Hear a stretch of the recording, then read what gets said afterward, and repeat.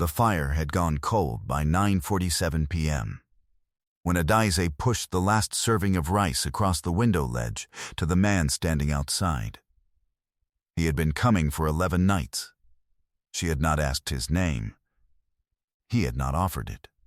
He arrived between 9:30 and 10:00, always on foot, always from the direction of the uncompleted building on the far side of Tema motorway.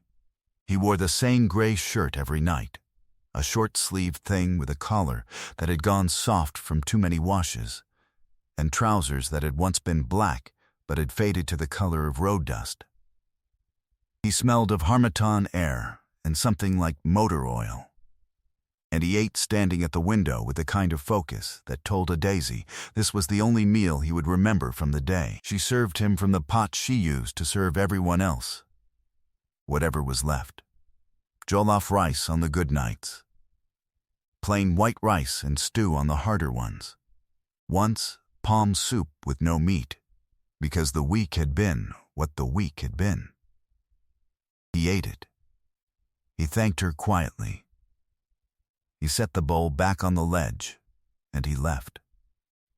On the 12th night, she gave him the last of the wakey with shito and 2 small pieces of fried plantain she had been holding back. He looked at the plantain for a moment before he picked up the spoon. "You always save something extra," he said. It was the most he had ever said to her. Adaize was 51 years old, 143 pounds, and her hands had looked like her mother's hands since she turned 35, wide across the palm, calloused at the base of every finger, with a small burn scar on the right thumb from a kerosene stove accident in 1998 that she had never gotten around to explaining to anyone.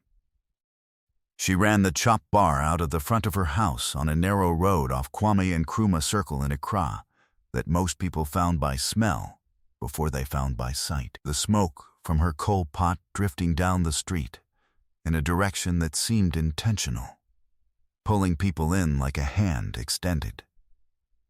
The chop bar had no official name. It had a plastic table, 4 plastic chairs, a handwritten price board in chalk on the wall that she updated every Monday morning, and a window where people who couldn't stay to eat could pick up food in black plastic bags and keep moving.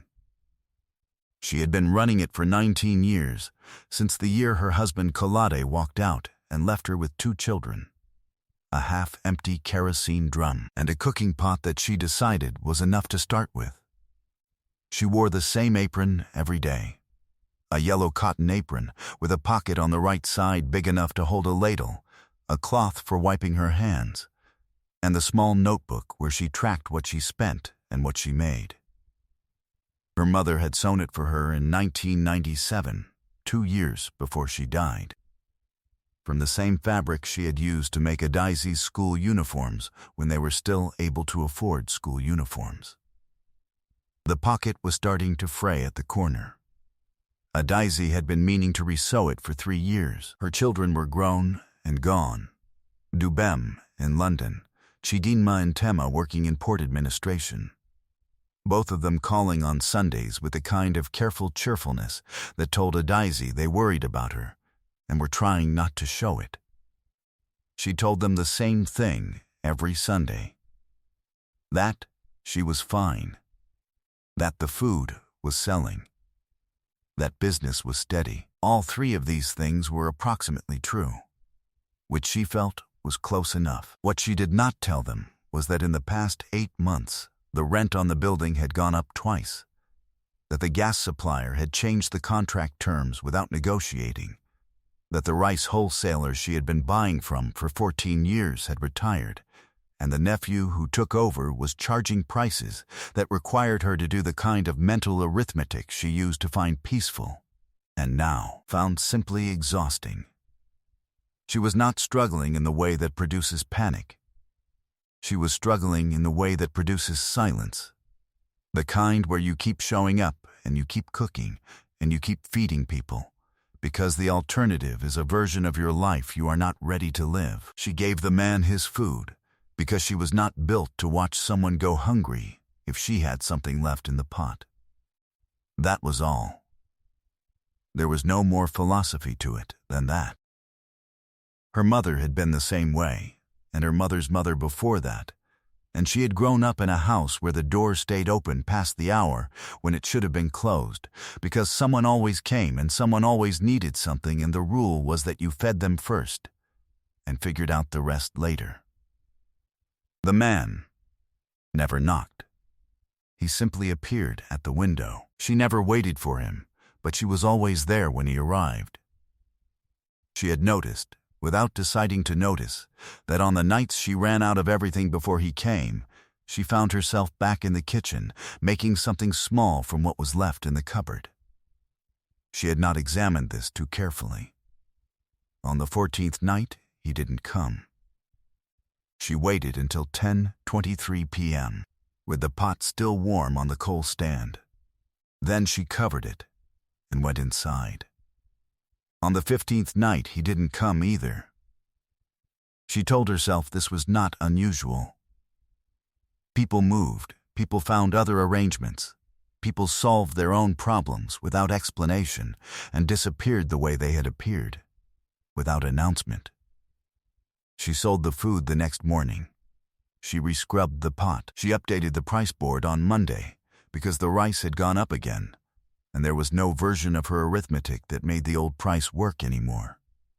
She was sitting with the notebook on Thursday evening, going over the numbers for the third time and finding the same answers she had found the first 2 times, when the woman from the provision store 2 doors down appeared at her window. Adeze, the woman's name was Pauline. She was 73 years old, had lived on this road for 41 years, and knew the history of every building on it the way other people know their own families. There is something happening at the end of the road. Adeze looked up from the notebook. What kind of something? Pauline pressed both hands flat on the window ledge. Come and see. She heard it before she saw it. The sound of engines, not one engine, not 2. But a procession of engines arriving one after the other, with the kind of precision that belongs to official motorcades and state visits, and the sort of organized power that does not announce itself through noise alone, but through sheer multiplication of presence. She came around the corner of her building to find 10 black Land Cruisers with tinted windows parked in a line that began at her front door and extended down the road for a length that required the last 2 vehicles to park partially on the verge. People had come out of their houses. Children were standing at gates. Pauline was at her shoulder, whispering something Adeze couldn't hear over the sound of her own heart, which had developed an unusual quality in the last 30 seconds. The lead vehicle's door opened. The man who stepped out was not the man from the window. He was older, perhaps 65, wearing a dark suit that had been made for him specifically, with the jacket sitting in a way that factory clothes never sit. He was broad-shouldered and moved with the particular stillness of someone who had spent decades in rooms where stillness was an asset. 2 men in gray came out of the vehicle behind him and stood without ceremony at a slight distance, not bodyguards performing visibility, just men doing their job the way professionals do, without theater. Behind him, from the second vehicle, came the man in the gray shirt. He was wearing different clothes, dark trousers, a white button-down, shoes that were clean. He looked, Adeze thought, the way a man looks when he has slept properly for a week after a long time of not sleeping properly. He walked toward her with his hands at his sides, and he stopped about 3 feet away and said, "I'm sorry I didn't come back sooner." Adeze looked at him. Then she looked at the cars.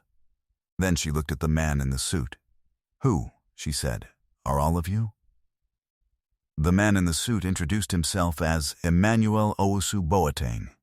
He said the name the way people say names that have appeared in newspapers, not with pride, but with the faint awareness that saying it changes the temperature of a room. He was the chairman of Owusu Boateng Group, which operated across ports, logistics, and agricultural supply chains in 7 West African countries, with a headquarters building on Tema motorway that had been built in 2019, and which Adeze had driven past without ever looking at directly because buildings like that had not previously required her attention. The man in the gray shirt, whose name was Tobena, who was Emmanuel's youngest son, and the one who did not appear on the company website because he had spent the past 8 months working on the floor of a container facility under a different name, because his father had made him do it as a condition of eventually being trusted with. Anything Real had been eating at her window since the 3rd week of his assignment because the facility canteen closed at 7 p.m. And he did not know the area, and she was the only light still on.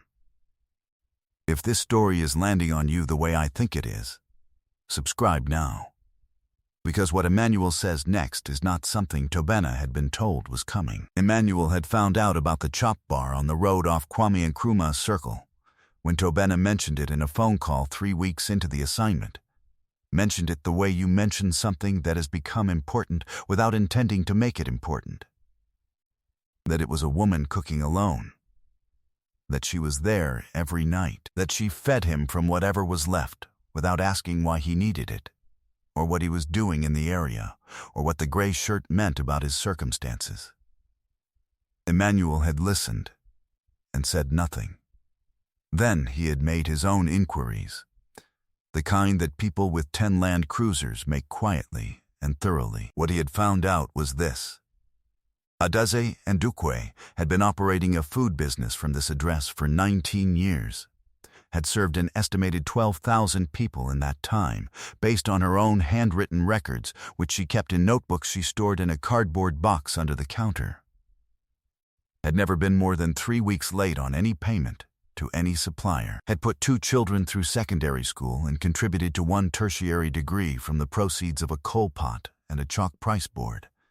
And had been losing ground for the past 14 months because of cost increases she had absorbed rather than passed on, because she was aware that the people who ate from her window could not absorb them either. Adaze stood on the road in her yellow apron with the fraying pocket and listened to this and did not speak. "I want to offer you something," Emmanuel said. "Not charity, a contract." The Owusu Boateng facility on Tema Motorway employed 340 workers on the day shift and 210 on the night shift. The canteen contract had been held for 6 years by a catering company from East Legon that charged rates the workers found expensive and provided food that the workers found to be fine, which is a different thing from good, which is a different thing entirely from the kind of food that makes a person feel that someone thought about them when they were cooking it. The contract was up for renewal in 47 days. Emmanuel was not offering it to her because of sentiment. He was offering it to her because Tobena had eaten from her coal pot for 11 nights and gained 4 pounds and started calling his mother on Sundays again, and because the kind of cooking that does that to a person at the end of a 12-hour shift is a skill worth paying institutional rates for. And because Emmanuel had been in business long enough to know that the difference between feeding people and nourishing people is the thing you cannot train into a caterer who learned from a manual. "The rates are fixed for 3 years," he said. He named a number. Adaze's notebook was on the counter inside. She had looked at numbers that morning that were approximately 1/6 of this number and had written them down with the flat acceptance of someone who has been doing arithmetic for long enough to know when the arithmetic is not going to change on its own. She looked at Emmanuel Owusu Boateng. She looked at Tobena, who was watching her with the expression of someone waiting to find out if the thing they hoped for is the thing that happens.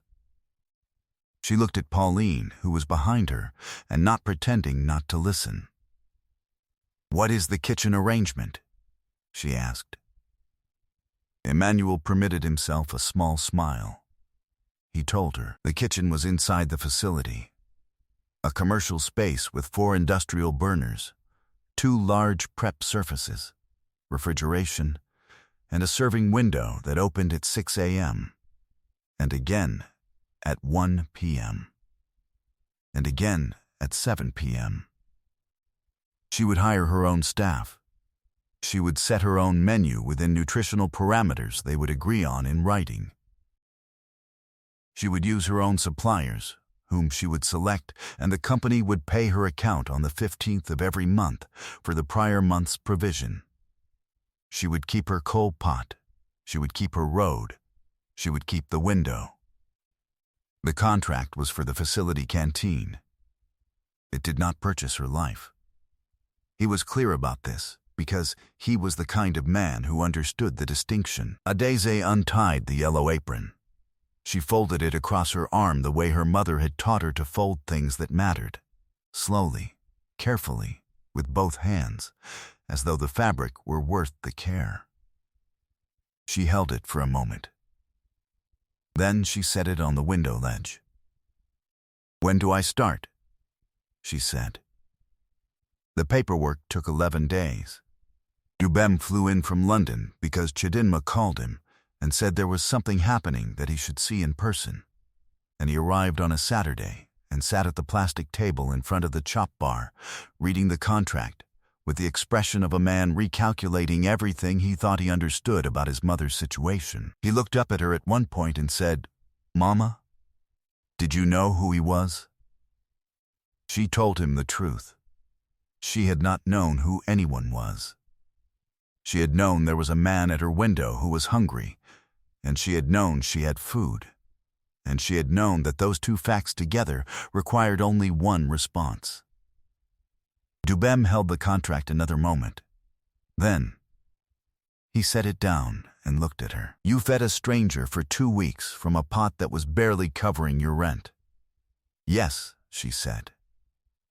He didn't say anything else. He didn't need to. The first day at the facility kitchen, Adeze arrived at 5:30 a.m. She brought 3 things from the road: the yellow apron, the small notebook with the fraying cover, and the coal pot, which she placed in the corner of the new kitchen not because she intended to use it, but because she had decided it was coming with her wherever she went, the way you carry the thing that started you. The morning shift workers came in at 6:00. She served jollof rice and fried egg and a broth she had started at 4:30 a.m. because broth takes time, and she was the kind of cook who gave it the time it required. By 6:45, the serving line had doubled back on itself in a way the canteen had never seen before. By 7:15, 2 workers had asked if they could bring containers to take food home to their families at the end of the shift. By the 3rd week, the night shift workers had started arriving to the canteen 10 minutes before their hour, so they could get a spot at the front of the line. Tobena came through the line on a Tuesday in his 3rd week of the assignment's final phase, carrying a tray, looking like someone who had finally stopped being elsewhere. He stopped at the serving window. Adeze gave him jollof rice and wakey and 1 extra piece of plantain. "You remembered," he said. She looked at him over the window ledge. "You always stood like you needed the extra one." By the following month, Adeze had hired 3 women to help her. 1 from her road, 2 from the market area near Makola, and had negotiated a new terms arrangement with a rice supplier in Tema, who had been recommended by her old wholesaler's retired partner, and who was charging prices that required no unusual arithmetic. The notebook she had been using since the hard months she no longer updated in pencil. She had moved to ink. Dubem called on Sunday. She told him the broth recipe had become a thing. He asked what she meant. She said she would explain it when she saw him. She did not expand on it, but what she meant was this. She had spent 19 years feeding people from a coal pot on a road that most people drove past without looking. And she had done it with the steady conviction that what you put into a pot for a person who needs it comes back to you in ways you cannot arrange in advance, and should not try to. She had not fed the man at her window because she expected anything. She had fed him because the door was open and he was there and she had something to give, and that was a complete sentence on its own that required no subordinate clause about reward or recognition or what happened next. What happened next was what happened. The 10 black cars, the contract, the industrial burners, and the serving window, and the notebook full of numbers that were no longer the numbers that produced silence. But the morning she had stood in the kitchen at 4:30, starting the broth with water that was not yet warm, in a building that was not yet lit, in a city that was not yet awake. That morning she had not been thinking about any of it. She had been thinking about the temperature of the water and the proportion of crayfish to stock, and how long the rice needed, and whether the plantain was ripe enough, which is to say she had been thinking about the people who were going to come through the door in 90 minutes. Most of them tired. Most of them arriving from the kind of work that leaves marks in the body. All of them hungry in the deep way that 12-hour shifts produce, and she had been determined to give them something good. That is what she had always been doing. Nobody had taken it from her when the rent went up. Nobody had taken it when the arithmetic got hard.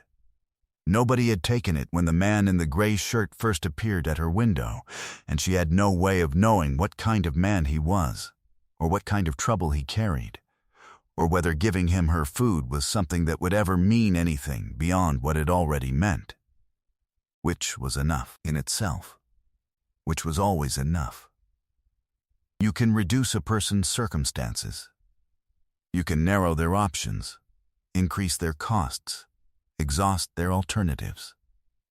You can make the arithmetic so difficult that the only question left seems to be how long they can keep showing up.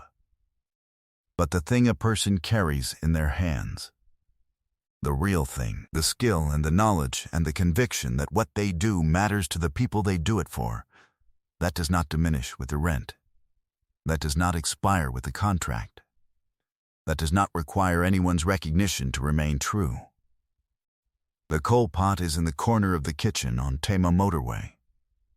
Adaize polishes it on Friday mornings before the first shift comes in. It has a small dent in the base from 1997 and a discoloration on the left side from a fire that burned a little too hot one November. She keeps it clean the way you keep something clean that you intend to use forever, not for display, but for function.